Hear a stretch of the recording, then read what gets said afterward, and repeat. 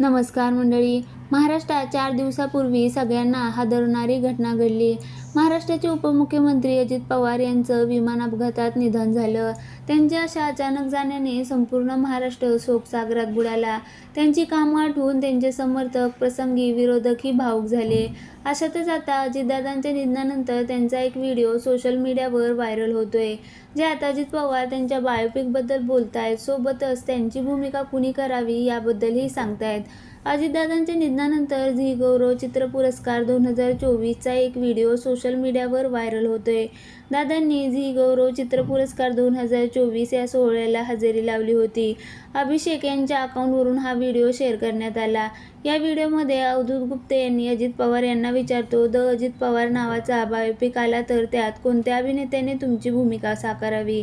त्यावर उत्तर देताना अजितदादा म्हणतात, निलेश साबळे. डॉक्टरांनी करावं असं मला वाटतं. त्यांचं उत्तर ऐकून शेजारी उभा असलेला निलेश साबळे देखील चकित होतो. त्यावर निलेश म्हणतो, मी किती चांगला करायचो हे मला माहीत नाही, पण ते लोकांना आवडायचं. पण मला माहिती नव्हतं की दादा स्वतः बघतात. पण आता मला कळले आहे, त्यामुळे आता जरा जास्त जपून करायला पाहिजे. त्यावर दादा म्हणतात, मी पण कधी कधी ते काय बोलतात ना ते बघत असतो. आम्ही पण आरशासमोर प्रॅक्टिस करत बोलत नाही. आम्ही एकदा माईक हातात आल्यावर जे विचार पडतात त्या पद्धतीने बोलतो. परंतु ह्यांनी बऱ्याचदा या ठिकाणी माझी नक्कल करताना म्हटलं होतं. मी तेव्हापासून ठरवलं की हा शब्द जेवढा कमीत कमी वेळा वापरता येऊन तेवढा वापरायचा. पुढे दादा म्हणाले, तुम्ही बघा, त्यानंतरच्या काळात हा शब्द अजित पवारांनी कमी केलेला आहे.